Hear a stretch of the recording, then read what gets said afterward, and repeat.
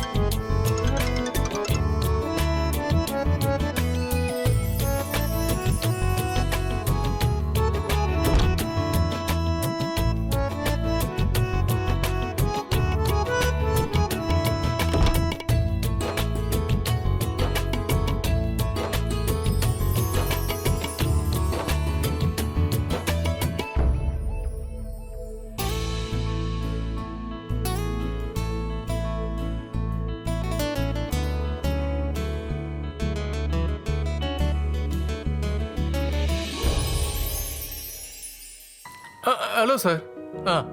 Sir don't worry sir, we are on target. இந்த வார டார்கெட்டை நாம அச்சீவ் பண்ணிடலாம் சார். நான் கிளைண்ட்டை தான் சார் மீட் பண்ண போயிட்டு இருக்கேன்.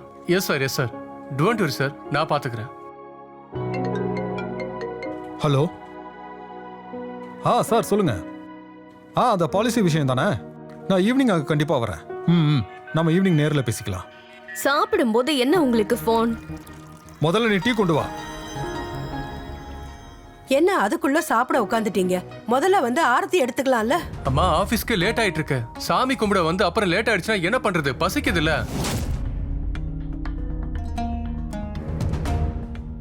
சரிப்பா, என்னோட ஃபோன் வேலை செய்யல, அதை கொஞ்சம் சரி பண்ணி கொடுக்குறியா? ஃபோன் வேலை செய்யாததுனால நிர்மலாவுக்கு ஃபோன் பண்ணவே முடியல. அப்புறம் அவ பயந்து போயிடுவா. அம்மா உங்களுக்கு தங்கச்சி கிட்ட பேசணும் அப்படின்னா வேற யாருக்கிட்டயாவது போனை வாங்கி பேசுங்கம்மா. நான் பிஸியா இருக்கேன்னு தெரியுதுல்ல. நான் ஃப்ரீ ஆனதுக்கு அப்புறமா உங்களுக்கு போனை சரி பண்ணி தரமா. தினமும் சும்மா கிளம்பும் போது இதையே பேசாதீங்க, சரியா? டே நீ எவ்வளவு நேரம் தானே சாப்பிடுவ? எனக்கு ஆபீஸ்க்கு நேரம் ஆயிடுச்சு, கிளம்பு. என் மேல எதுக்கு இப்ப நீ கோவப்படுற? நான் சாப்பிட்டு வரேன். ஒரு நிமிஷம் இருப்பா. அம்மா என்னம்மா நீங்க கொஞ்சம் பார்த்து நடக்கலாம்ல. இப்ப நான் ஆபீஸ்க்கு கிளம்பி போவேனா இல்ல உங்க கை கால் என்ன ஆச்சுன்னு பார்த்துட்டு இருப்பேனாமா? உங்களுக்கு என்ன நீங்களே பாருங்க.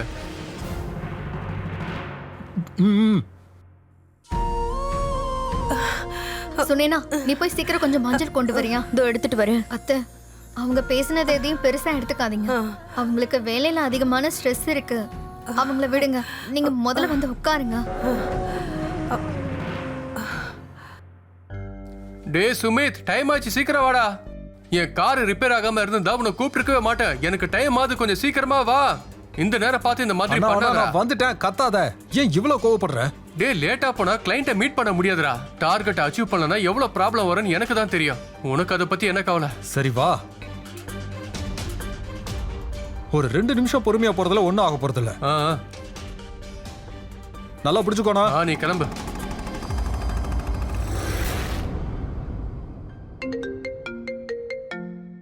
தங்கச்சி, ஹலோ. நான் நல்லா இருக்கேன். நீ எப்படி இருக்க? அக்கா, நான் உனக்கு ஒரு குட் நியூஸ் சொல்லதான் கால் பண்ணேன். என்ன, உன் ஹஸ்பண்ட் உனக்கு புதுசா மொபைல் வாங்கி கொடுத்துட்டாரா என்ன? ஐயோ இல்லக்கா, அந்த விஷயம்லாம் ரொம்ப சின்ன விஷயம். ஆக்சுவலா அத்தை பேர்ல இருந்த சொத்தெல்லாம் இப்போ எங்க பேருக்கு அவங்க மாத்தி எழுதி கொடுத்துட்டாங்க. என் பேர்லயும் அஜய் பேர்லயும். நாங்க பேங்க்ல லோன் போட்டிருக்கோம். அது மட்டும் அப்ரூவ் ஆயிடுச்சுன்னு வைங்க, நாங்க புதுசா பிசினஸ் ஸ்டார்ட் பண்ணிடுவோம். என்ன உன் மாமியார் அந்த வீட்டை உங்க 2 பேர் பேர்ல மாத்திட்டாங்களா? ஆமாக்கா, கொஞ்ச நாள் முன்னாடி வீட்ல பெரிய பிரச்சனை நடந்தது. அந்த சண்டையில அவங்க முடிவெடுத்து வீட்டை எங்க பேர்ல மாத்தி எழுதிட்டாங்க. லோன் மட்டும் கிடைச்சிருச்சுன்னா அஜயும் சரி நானும் சரி இனி யார நம்பியும் வாழ வேண்டியதில்ல. ஆனா இங்க அப்படி இல்ல. டென்ஷன், இஎம்ஐ, அப்புறம் டெண்டர், எந்த வேலையும் முடியாம இருக்கு. அக்கா, மாமா கிட்ட சொல்லி இன்னும் அவங்க அம்மாவையே நம்பிக்கிட்டு இருக்காம அவரை ஏதாவது பிசினஸ் ஸ்டார்ட் பண்ண சொல்லுங்க. நான் இந்த மாதிரி தான் அஜய் கிட்ட சொல்லி அவனை பிரைன் வாஷ் பண்ணி நல்லா மோட்டிவேட் பண்ணி வச்சிருக்கேன். இன்னொன்னு சொல்லட்டுமாக்கா, உங்க வீடு லக்னோல பெரிய ஏரியால இருக்கு. பிசினஸ் லோன் போட்டீங்கன்னா சீக்கிரம் கிடைச்சிரும். ஆமா, நீ சொல்றதும் சரிதான். சரி சரி, எனக்கு வீட்ல கொஞ்சம் வேலை இருக்கு. நான் உன்கிட்ட அப்புறமா பேசுறேன். சரி, பாய். பாய்.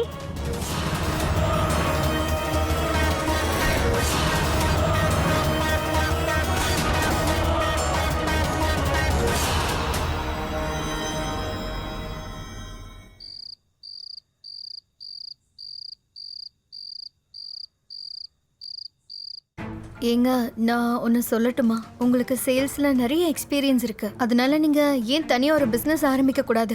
கடுமையா உழைக்கிறதுக்கு நீங்க ரெடியா இருக்கீங்க. இப்போதைக்கு உங்களுக்கு தேவை நல்ல சப்போர்ட் தான். ஃபினான்ஷியலாவும் நம்ம ஸ்டேபிளா தான் இருக்கோம். எந்த தொழில் ஆரம்பிக்கணும் அப்படின்னாலும் முதலீடுன்னு ஒன்று தேவைப்படும். இதை நானும் ரொம்ப நாளாக யோசிச்சுட்டு இருக்கேன். ஆனால் பணம் கிடைக்கணும் தான் வெயிட் பண்ணிட்டு இருக்கேன். சீக்கிரம் ஸ்டார்ட் பண்ணிடுவேன். நான் ஒன்று சொல்லட்டா? நம்ம இந்த வீட்டை செக்யூரிட்டியா காமிச்சு லோன் போடலாம். அப்போ உங்க பிசினஸ் ஸ்டார்ட் பண்ண நம்மளுக்கு முதல் கிடைக்கும்ல. என்ன சொல்ற நீ? சுமித்தும் அவன் ஒய்ஃபும் ஒத்துப்பாங்களா என்ன? பேசாம இந்த வீட்டை வித்துருவோம். அப்படின்னா அவங்க ஒத்துப்பாங்கல்ல. நாம சுமித்துக்கு சேர வேண்டிய பங்கு கொடுத்துருவோம். அப்புறம் நம்ம 2 பேரும் ஏதாவது ஒரு சின்ன ஏரியால ஒரு சின்ன வீடா பார்த்துட்டு போயிடலாம். கொஞ்ச நாளைக்கு கஷ்டப்பட்டோம்னா பிசினஸோட கேபிட்டலை கட்ட நமக்கு யூஸ்ஃபுல்லா இருக்கும்ல. லக்னோல மெயின் ஏரியால இந்த வீடு இருக்கு. இன்னைக்கு மார்க்கெட்ல இது நல்ல ரேட்டுக்கு போகும்.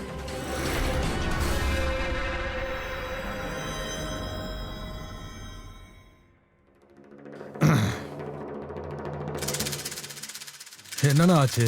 இந்த நேரத்தில் எதுக்கு கூப்பிட்ட? எனக்கு பயங்கர டயர்டா இருக்கு.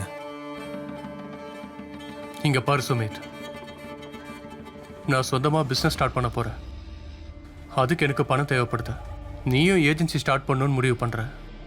அதுக்கு உனக்கும் பணம் தேவையில்ல. ஸோ காமனாக இருக்கிற விஷயம் பணம். அதுக்கு என்கிட்ட ஒரு யோசனை இருக்கு. இது நம்ம வீடு தானே. இந்த வீட்டை நம்ம வித்துட்டா என்ன? எப்படியும் கம்மி ரேட்ல கொடுக்க மாட்டோம். வர பணத்துல பாதி உனக்கு, பாதி எனக்கு. வீட்டை விற்கிறதுல உனக்கு சம்மதம் தானே? அண்ணே, அதுக்கெல்லாம் போய் எதுக்கு? இல்லைன்னா இந்த வீடு ஒன்றும் நம்ம பேர்ல இல்லையே, அம்மா பேர்ல எல்லாம் இருக்கு. அதுக்கு இப்போ என்ன? அவங்க உங்க அம்மா தானே. ஓ, நீங்க ஒரு தடவை பேசி பாருங்க, நிச்சயம் அவங்க புரிஞ்சுப்பாங்க.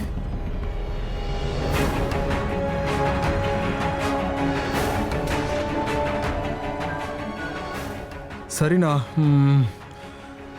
எல்லாம் நல்லபடியா முடிஞ்சா சந்தோஷம்தான்.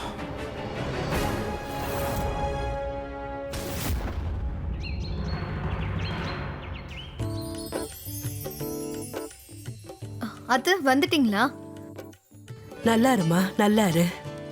வாங்க அத்தை, உட்காருங்க. முதல்ல சாப்பிடுங்க.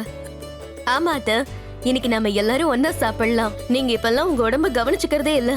இன்னைக்கு ஒரு நாளைக்காவது எல்லாரும் ஒன்னா டைம் ஸ்பெண்ட் பண்ணலாம். வாங்க, நானே உங்களுக்கு சர்வ் பண்றேன். சாப்பிடுங்கம்மா.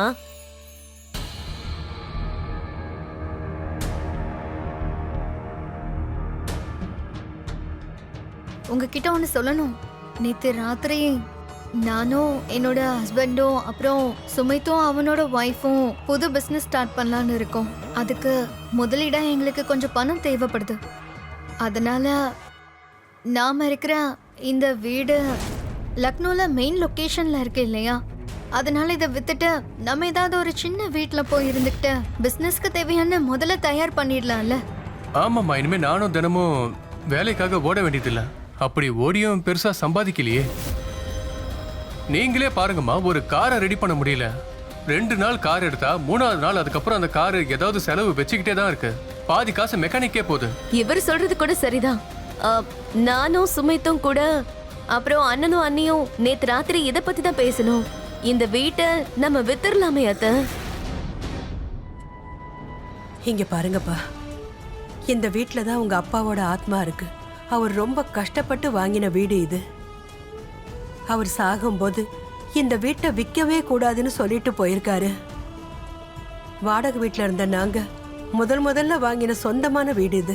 என்னோட மனசு முழுக்க இந்த வீடு தான் இருக்கு. இதை விற்க எனக்கு மனசே இல்லப்பா.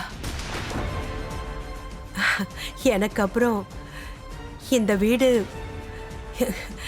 என் பிள்ளைங்களான அமித்துக்கும் சுமித்துக்கும் அப்புறம் என்னோட பொண்ணு நிர்மலாவுக்கும் பங்கு இருக்கு. உங்க அப்பாவுடைய உடம்பு மட்டும்தான் இந்த வீட்டை விட்டு போயிருக்கு. ஆனா அவருடைய ஆத்மா இன்னும் இந்த வீட்டை விட்டு போகல.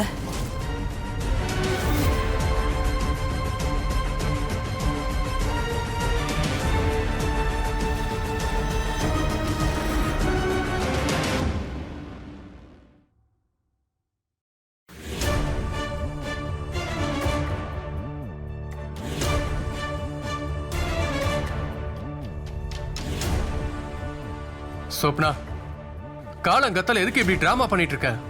சரி எழுந்துரு, முதல்ல வீட்டுக்குள்ள போ. நான் கிளம்புறேன். சுமித், சீக்கிரம் வாடா, ஆபீஸ்க்கு டைம் ஆயிடுச்சு. இவ இதை இன்னைக்கு முடிக்க மாட்டா. அண்ணி பேக் விடு.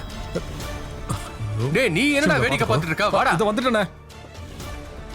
அண்ணி, என்ன அண்ணி இதெல்லாம்? வாங்க உள்ள போலாம்.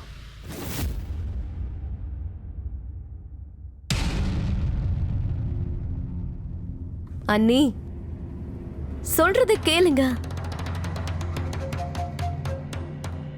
என்ன ஆச்சு? ஏன் இப்படி வாசல்லே உட்கார்ந்துட்டு இருக்கீங்க?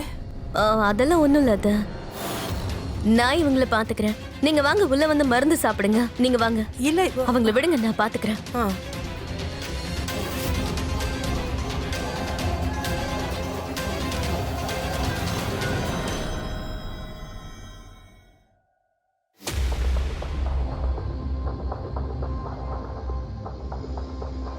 என்ன நீ ஏன் இப்படி பண்றீங்க? உள்ள வாங்க. அண்ணி, உங்களை கையெடுத்து கும்பிட்டு கேட்டுக்கிற, சண்டை வேண்டாம், வாங்க உள்ள போலாம்.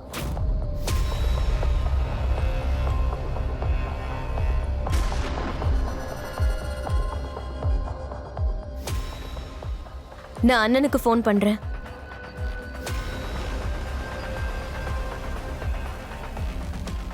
ஹலோ அண்ணா. அண்ணா, அண்ணி ரொம்ப அடம் பிடிக்கிறாங்க. எவ்வளோ சொன்னாலும் பேச்சு கேட்க மாட்டேங்கிறாங்க.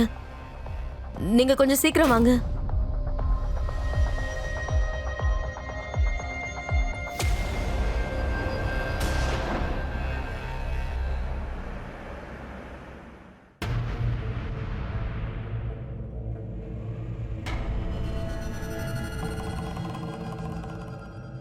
சொப்னா, என்ன பைத்தியக்காரத்தனம் இது? காலையில இருந்து நீ இப்படியே தான் உட்காந்துட்டு இருக்கியா? நான் உன்னை கொஞ்சம் பொறுமையா இருந்து சொல்றேன்ல. என்னால முடியாது. நான் நினைச்சது நடக்கணும். அது வரைக்கும் நான் இங்க இருந்து நகர மாட்டேன். ஐயோ அண்ணி, உங்களுக்கு என்னதான் ஆச்சு? ஏன் இப்படி எல்லாம் பண்ணிக்கிட்டு இருக்கீங்க? பாரா சுமித், இவளுக்கு புரிய மாட்டேங்குது. பைத்தியம் மாதிரி நடந்துக்கிறா. அண்ணி சொல்லுங்க, உங்களுக்கு என்னதான் வேணும்? உள்ள போய் உங்க அம்மா கிட்ட பேசுங்க. பசங்களோட சந்தோஷத்தை முதல்ல அவங்கள பார்க்க சொல்லுங்க. அம்மா எங்க? அவங்க ரூம்ல இருக்காங்க. நான் இப்பதான் மருந்து கொடுத்துட்டு வந்தேன். நானும் காலையில இருந்து இவங்கள உள்ள வாங்கன்னு சொல்றேன். ஆனா இவங்க நகர மாட்டேங்கிறாங்க. வக்கீலுக்கு இப்பவே ஃபோன் பண்ணி வீட்டோட பேப்பர்ஸை ரெடி பண்ண சொல்லுங்க. உங்க அம்மா கிட்ட எப்படி கையெழுத்த வாங்கணும்னு எனக்கு தெரியும். மரியாதையா சொன்னாலும் கேட்க மாட்டாங்க. சப்னா, இதெல்லாம் சாதாரண விஷயம் கிடையாது. அம்மாவோட கையெழுத்தை வாங்கிட்டா இந்த வீட்டை வித்ததுக்கு அப்புறம் நமக்கு பணம் கிடைக்க போறது கிடையாது.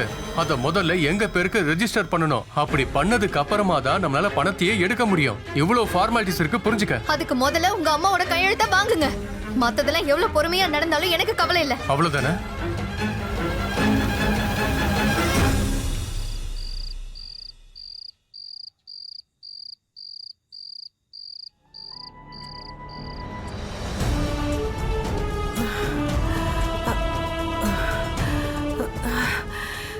காய்ச்சல் அடிக்கிற மாதிரி இருக்கு.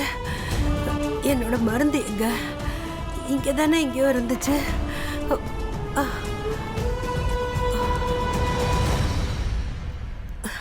இங்கேயே இல்ல.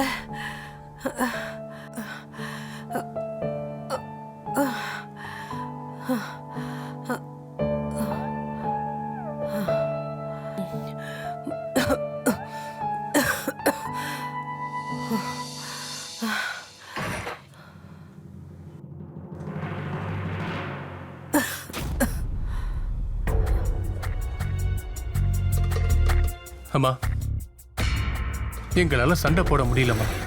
நீங்க முதல்ல இந்த பேப்பர்ல கையெழுத்து போடுங்க. இந்த வீட்டை எங்க பேருக்கு மாத்திக்கிறோம். எதுக்குப்பா இப்படி அடம் பிடிக்கிறீங்க? நான் உங்களோட அம்மா தானே. ஆனா ஒரு அம்மாவா பசங்களோட சந்தோஷத்தை நீங்க பார்க்க மாட்டேங்கிறீங்களே. பணமே இல்லாம வீட்டை மட்டும் வச்சுக்கிட்டு ராணி மாதிரி வாழணும்னா எப்படி? இங்க பாருங்க அத்தை, உங்க பிடிவாதத்தை தூக்கி போடுங்க. உங்க பசங்களோட சந்தோஷத்துக்கு கையெழுத்து போட்டுருங்க. இங்க பாருங்க, உங்க நிலைமை எனக்கு புரியுது. ஆனா என்னால கையெழுத்து போட முடியாது. அப்படியா? அத கூட உங்க உயிரை காப்பாத்திக்க இது அவசியம் தேவையில்ல. ஆமாமா, அது என்கிட்ட கொடு. அந்த மருந்து இல்லைன்னா என் நிலைமை மோசமாயிடும். அப்படியா?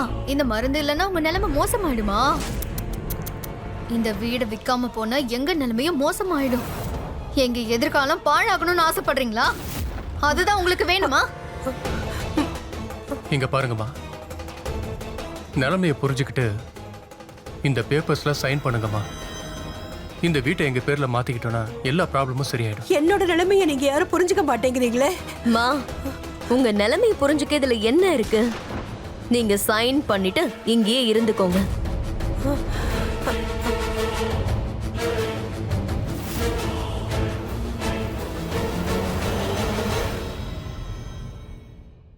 அத்தை, இந்த மருந்து உங்களுக்கு இப்ப வேணும்னா அப்ப நீங்க இந்த பேப்பர்ல கையெழுத்து போட்டாகணும். இதுக்கு மேல எங்களை மிரட்ட வைக்காதீங்க. முடியாதுமா. நீங்க என்ன சொன்னாலும் என்னால இந்த பேப்பர்ஸ்ல கையெழுத்து போட முடியாது. கையெழுத்து போட மாட்டீங்களா? அப்ப மருந்து இல்லாம இங்கேயே செத்துடுங்க. வாங்க, நீ போலாம். மருந்து கொடுமா.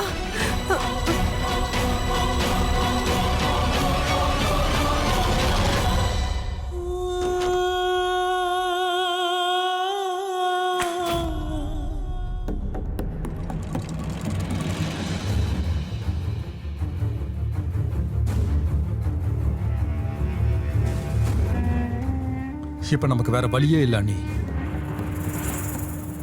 நீங்களே பாத்தீங்கல்ல, அம்மா இந்த விஷயத்துல ரொம்ப பிடிவாதமா இருக்காங்க.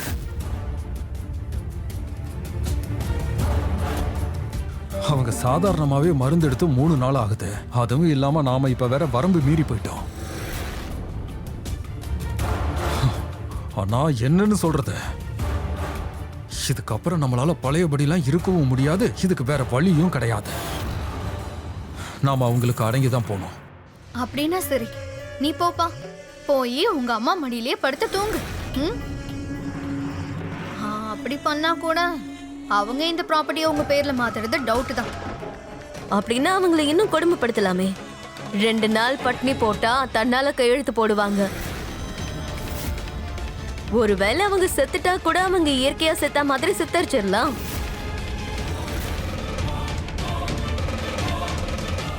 சுனேனா சொல்றது சரிதான். இந்த வீட்டுல அம்மாவுக்கே உரிமை இல்லை. இருந்தாலும் அவங்க சம்மதிக்க மாட்டாங்க. உங்களுக்கு என்ன தோணுதோ பண்ணுங்க.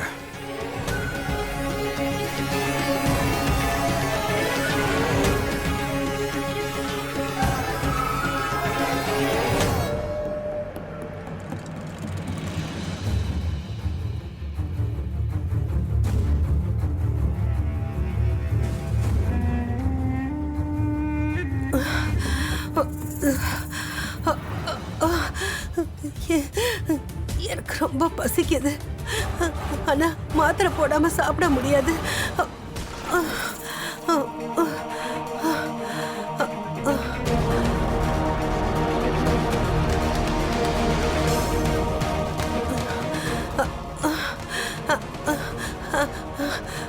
அமித், இந்த கதவை திறந்து விடுப்பா. எனக்கு ரொம்ப பசிக்குது. நான் மாத்திரையை போட்டுக்கிட்டு கொஞ்சமா சாப்பிடணும். யாராவது கதவை திறந்து விடுங்க. எனக்கு பசிக்குது.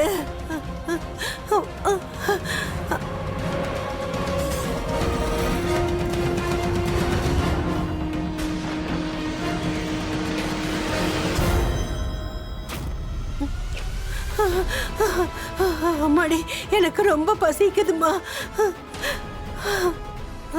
என்னம்மா, உங்களை யாரு பட்னி கிடக்க சொன்னா? கேட்டா ரூமுக்கே கொண்டு வந்திருப்போம்ல. ஆனா அதுக்கு நீங்க எங்களோட பேச்ச கேட்டிருக்கணும். அமித், சுமித்,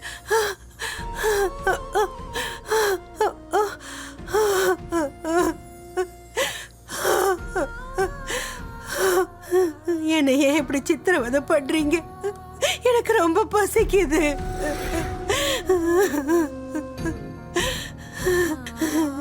என்னால பசிய பொறுத்துக்கவே முடியல. எனக்கு சாப்பாடு வேணும். சுமித், நீ சொல்லு.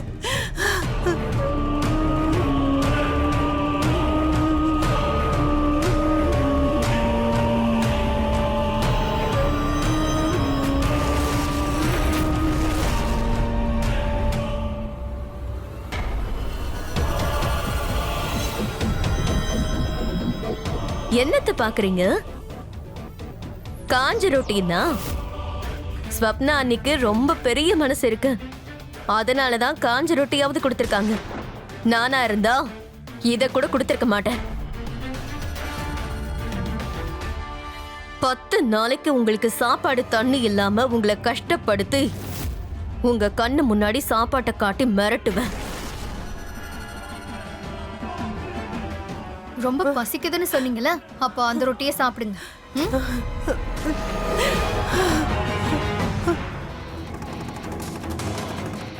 அண்ணா, அண்ணே, அண்ணி, என்னாச்சு? ஏன் இப்படி மூச்சு வாங்க ஓடி வர? நிர்மலா கிட்ட இருந்து போன் வந்தது. அதை சொல்றதுக்காக தான் ஓடி வந்திருக்கேன். வீட்டுல ஏதோ நடக்குதுன்னு அவளுக்கு தெரிஞ்சு சந்தேகம் வந்துருச்சு. எனக்கு என்ன சந்தேகம்னா, அம்மா ஏதாவது சொல்லியிருப்பாங்களோன்னு தோணுது. இந்நேரம் சந்தேகம் வந்திருந்தா இதுக்கப்புறம் அவ ஒரு நிமிஷம் கூட லண்டன்ல இருக்க போறது கிடையாது. அப்புறம் நம்ம சொத்தை பிரிக்கணும்னு நினைக்கிறது அவளால நிச்சயமா நடக்காமலே போயிடும். உங்க பிரச்சனைக்கு நடுவுல நிர்மலா வந்தானா உங்க அம்மா கிட்ட பேசி அவங்க மனசை மாத்திடுவா. ஒருவேளை அவ மட்டும் லக்னோவுக்கு வந்துட்டா அப்படின்னா நம்ம மொத்த பிளானையுமே அவ சின்ன பின்னமாக்கிடுவா. ஆனா அக்காவுக்கு தான் சந்தேகம் வந்துருச்சு. இப்ப அம்மா கிட்ட பேசாத வரைக்கும் அவளோட சந்தேகத்தை அவ கன்ஃபார்ம் பண்ணிக்கிட்டே தான் இருப்பா. ஒரு நிமிஷம், அவங்க நிர்மலா கிட்ட பேசவே இல்லைன்னு சொன்னாங்க. அவங்க போன் ரிப்பேர்ல இருக்கு. அவங்க சொன்னதை நம்பி அவங்க போனை நம்ம செக் கூட பண்ணல. அட, நீ இப்ப எங்க போயிட்டு இருக்க?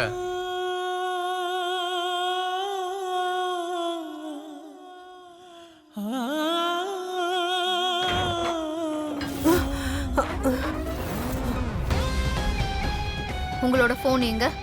உங்களை தான் கேக்குறேன், உங்க போன் எங்க? என்னோட போன் என்கிட்ட போன் இல்லையே.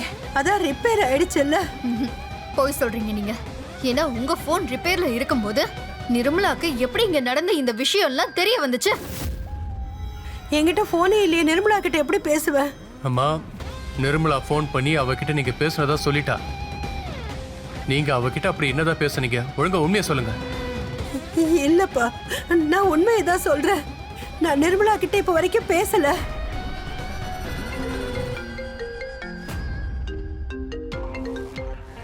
அக்கா, நான் இப்பதான் வீட்டுக்கு வந்தேன்.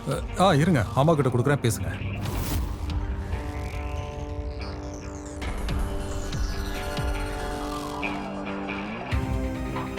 அக்கா பேசணுமாம்மா?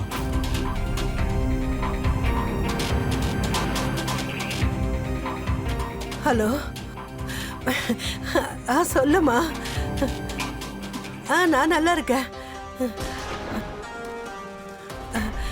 இங்க எந்த பிரச்சனையும் இல்லை. நீ எப்படிமா இருக்க? இல்லம்மா, நீ எதை நினைச்சு கவலைப்படாத. நான் இங்க நல்லா தான் இருக்கேன். நான் எல்லா மருந்தும் சாப்பிடுறேன். எல்லா மருந்தும் சரியான நேரத்துக்கு எடுத்துக்கிட்டு இருக்கேன். இவங்க எல்லாரும் என்ன ரொம்ப நல்லா கவனிச்சுக்கிறாங்க. சரிம்மா, நீ உடம்ப பார்த்துக்கோ. சந்தோஷமா இரு.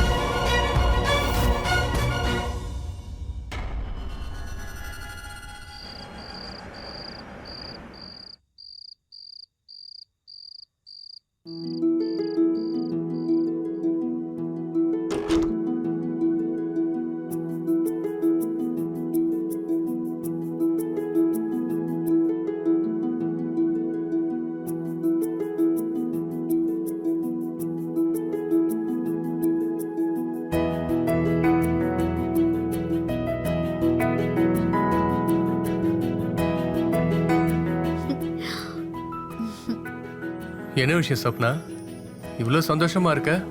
நாம அப்பா அம்மா ஆக போறோங்க. நான் பிரெக்னெண்டா இருக்கேன்.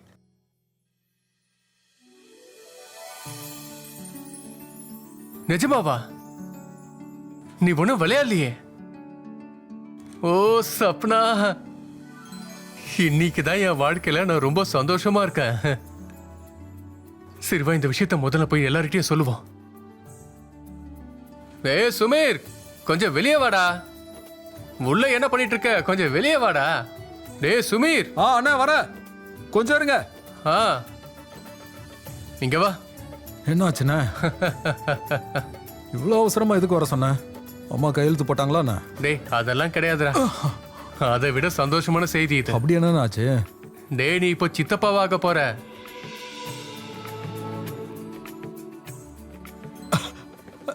நானா? அவ அம்மாவாக போறா. வாழ்த்துக்கள் அண்ணி. இதை கட்டாயம் நம்ம கொண்டாடியே ஆகணும்னே. அதுக்குதான் இந்த நடுராத்திரிக்கு உன்னை எழுப்பி கூப்பிட்டு வர சொன்னேன்.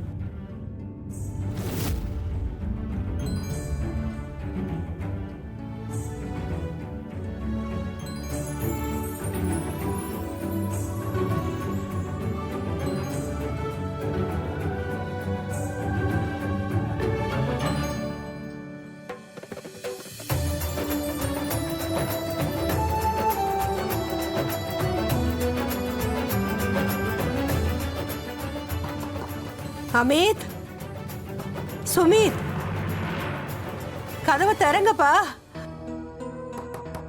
கதவை கொஞ்சம் திறங்க.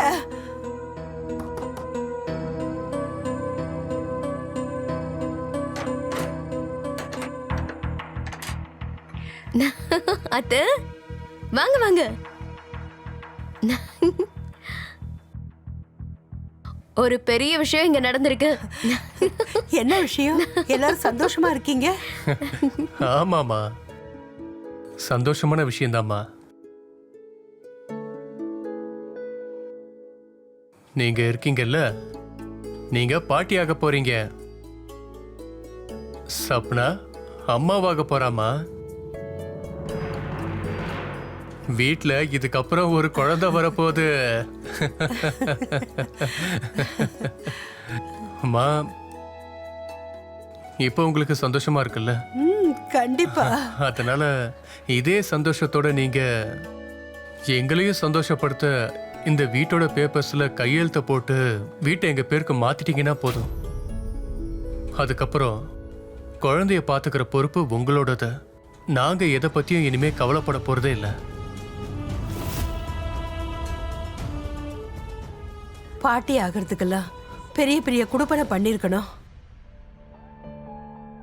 ஆனா அதுக்காக உங்க அப்பாவுக்கு நான் செஞ்சு கொடுத்த வாக்க என்னால மீற முடியாது. இந்த வீடு என் 3 பசங்களுக்கு தான் சொந்தம். நான் செத்ததுக்கு அப்புறம் இதை நீங்க சமமா பிரிச்சு எடுத்துக்கங்க. இவங்கெல்லாம் திருந்தவே மாட்டாங்க. கிளி புள்ளைக்கு சொல்ற மாதிரி சொன்னா உங்களுக்கு புரியாதா? நான் இவங்களுக்கு புரிய வைக்கிறேன். என்னாச்சுமா உனக்கு? நீங்க எதுவும் பண்ண போறது இல்லைல்ல? வாங்க. ஆ? என்னம்மா?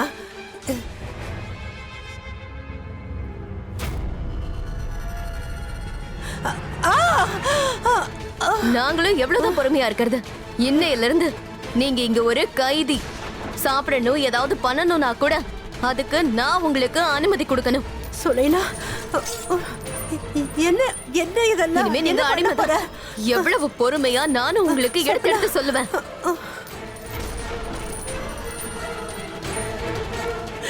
வேண்டாம், இந்த மாதிரி பண்ணாத.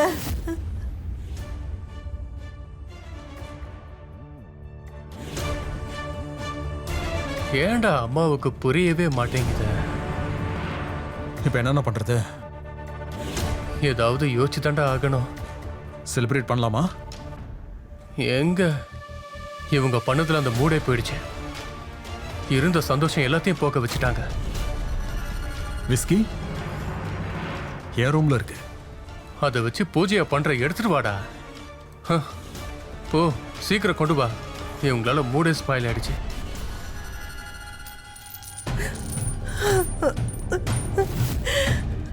பாசத்துக்கான அர்த்தம் உங்களுக்கு என்னன்னே தெரியாதுல்ல?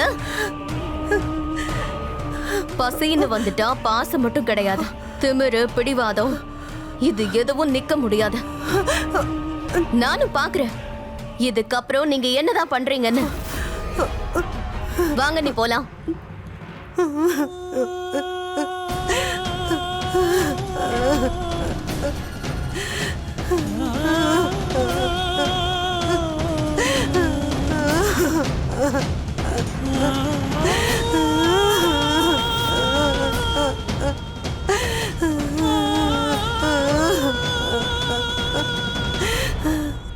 பெத்தவங்க அவங்க குழந்தைகளுக்கு நல்ல எதிர்காலத்தை கொடுக்கணும்னு ஆசைப்படுறாங்க.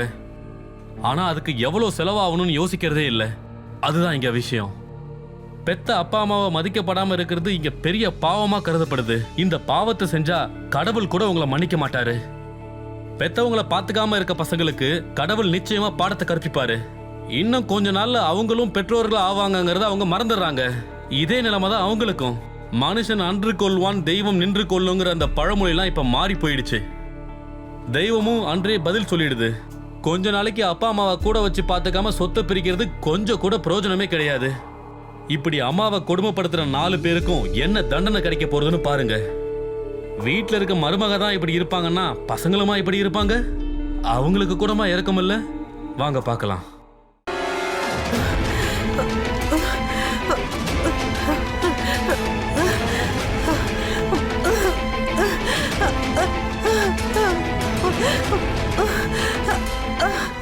யாராவது வந்து கதவை திறந்து விடுங்களேன், என்னால முடியல.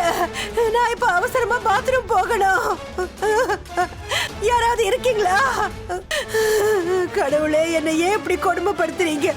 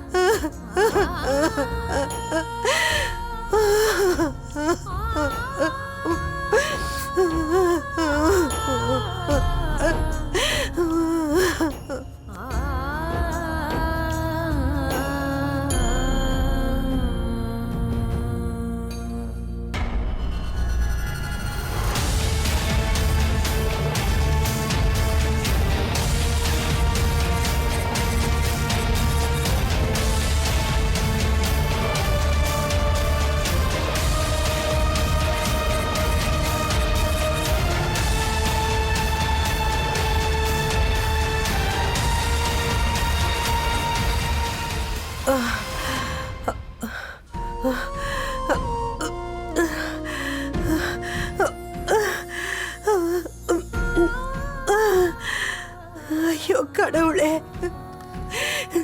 எப்போ என்ன பாவம் பண்ணேன்னு தெரியல. இவங்க 4 பேரும் என்ன பட்னி போட்டே கொண்டுடுவாங்க போல இருக்கு.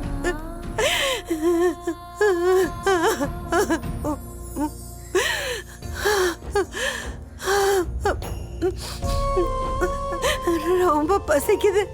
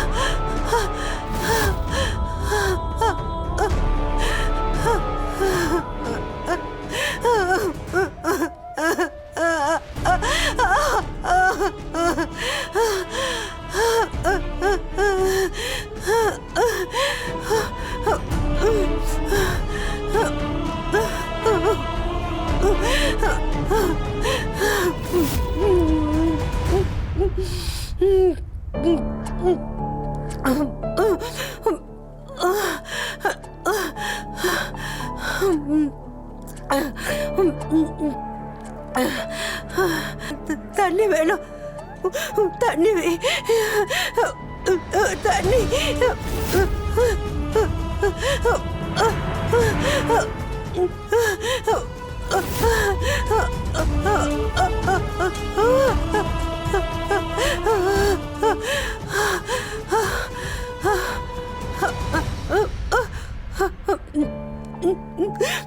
இந்த தண்ணி எனக்கு பத்தாது.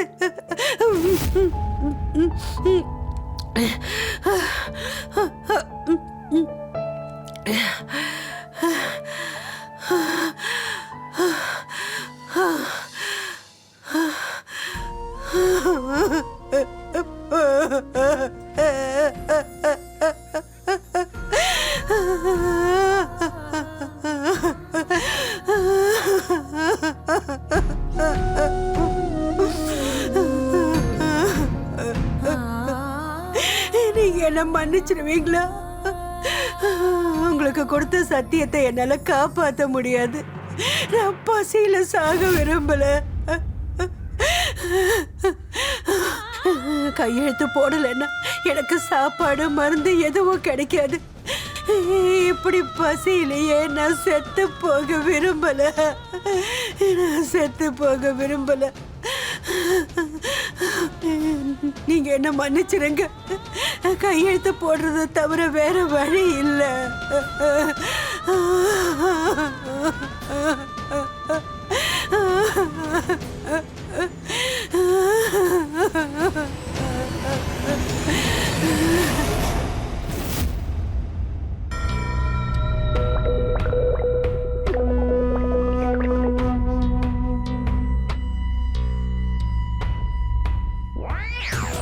அத்தை, பாத்தீங்களா, நான் உங்களுக்கு பிடிச்சதெல்லாம் சமைச்சு கொண்டு வந்திருக்கேன்.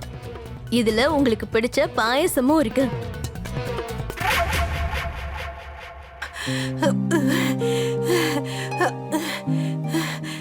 அத்தை, ஒரு நிமிஷம் இருங்க அத்தை. அதுக்குள்ள என்ன அவசரம்? முதல்ல நீங்க இந்த பத்திரத்துல எல்லாம் கையெழுத்து போட்டுருங்க. ஸ்வேதா, எனக்கு ரொம்ப பசி எடுக்குது. நான் சாப்பிடுறேம்மா. அம்மா, அதுக்கு முன்னாடி முதல்ல சைன் பண்ணுங்க. அதுக்கப்புறம் நீங்க சாப்பிடலாம்.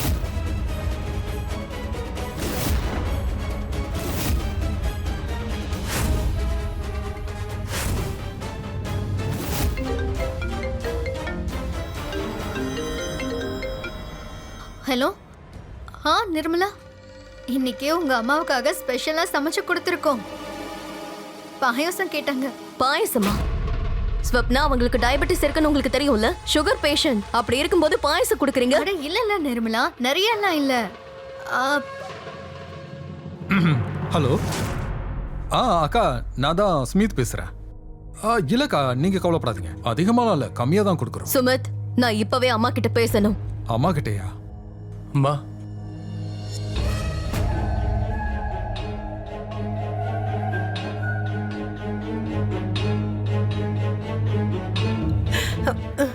சொல்லுமா, எப்படிமா இருக்க? பாயசம் பண்ணி கொடுக்க சொல்லி நான் தான் அம்மா கேட்டேன். சாப்பிடணு போல இருந்தது, அதான் கேட்டேன்.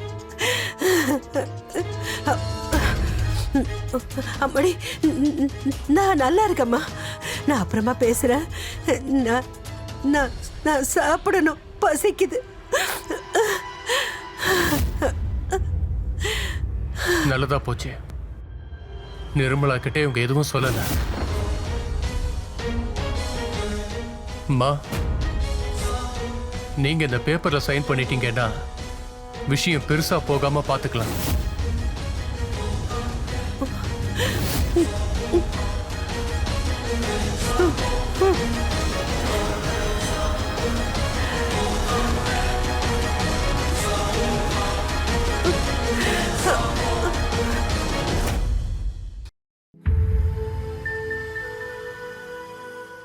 இங்க பாருமா, இப்பதான் நீ உன் உடம்ப பாத்துக்கணும். ஏன்னா நீ அம்மாவாக போறல்ல, உனக்காக நான் வேண்டிக்கிறேம்மா. குழந்தை நிச்சயமா அமித் மாதிரி தான் இருக்க போகுது. ஆனா எனக்கு தான் அத பாக்குறதுக்கு கொடுப்பனை இருக்காது போல இருக்கு. என்னத்த, எனக்கு இப்போ நீங்க சாபம் கொடுக்குறீங்களா? எனக்கு சாபம் கொடுக்குறீங்களா? அனி, சப்ரா, அனி, சப்ரா, வேண்டாம் அனி, சப்ரா, என்ன பண்றீங்க? அனி, சொல்றாங்க. கை எடுங்க. அனி, பாரு, கொஞ்சம் பொறுமையா இரு. ஐயோ, கையெழுத்து போடாம செத்து போறாங்க. கை எடுங்க.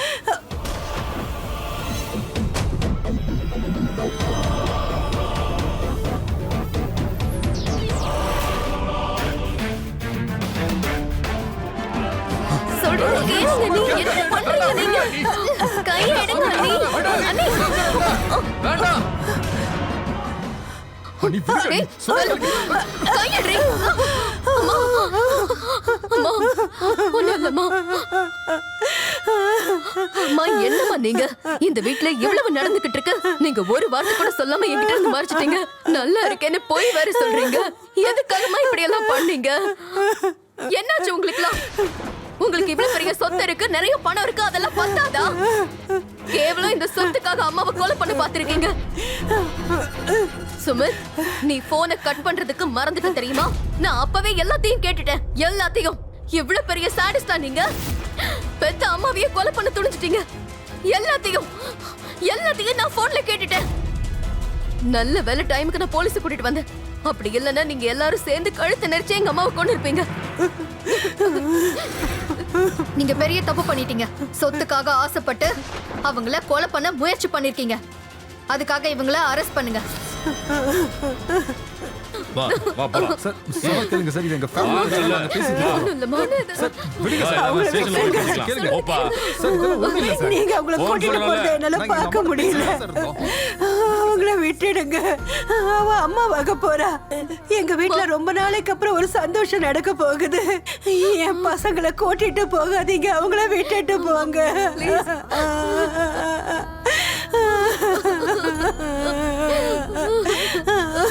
நம்மள பெத்தவங்கள நாம கஷ்டப்படுத்தினா அதுக்கான தண்டனைய நம்மளோட அடுத்த ஜென்மத்திலேயோ இல்ல அதுக்கு அடுத்த ஜென்மத்திலேயோ அனுபவிக்க போறது இல்ல, இந்த ஜென்மத்திலேயே கிடைக்கும். வாழ்க்கை ஒரு சக்கரம். ஒரு நாள் நீ மேல இருக்கும்போது அடுத்த நாள் நீ கீழே இருப்ப. முடிஞ்ச அளவுக்கு உங்க அப்பா அம்மாவை கூட வச்சு பாத்துக்கங்கிறதான் என்னோட கருத்து. இதோட புண்ணியம் நாளைக்கு உங்க பசங்களுக்கு வந்து சேரதான் போகுது. நீங்க எந்த வழியை காட்டுறீங்களோ அந்த வழியில தான் உங்க பசங்க நடந்து போக போறாங்க. நீங்க தப்பான வழியில கூட்டிட்டு போனீங்கன்னா அதுக்கான கஷ்டத்தையும் தண்டனையும் அவங்க சந்திச்சே தீருவாங்க. முடிஞ்ச அளவுக்கு நல்வழிப்படுத்துங்க. இன்னும் கலாச்சாரமும் பாரம்பரியமும் அழிஞ்சு போகலன்னு நான் நம்புறேன். மக்களே, நான் உங்களோட சுஷாந்த் சிங் மீண்டும் ஒரு உண்மை சம்பவத்தில் சந்திக்கிறேன். இது உங்க கிரைம் அலர்ட், குற்றத்தை எதிர்க்கும் போராட்டம்.